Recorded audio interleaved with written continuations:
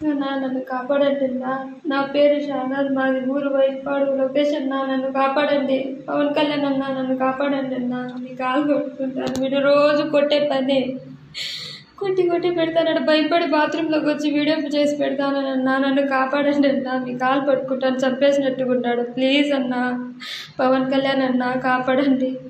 నేను ఇట్లా మస్కట్లోకి వచ్చి ఇరుక్కునేసినానన్నా, నన్ను కాపాడండి ఇంకొంచెంసేపు వస్తే సెల్లు కూడా పెరుక్కునేసి బాగా వాతుతాన్నాడు. అన్నం నీళ్ళు లేదన్నా, ఒక రూమ్లో బంధించేసినాడన్నా.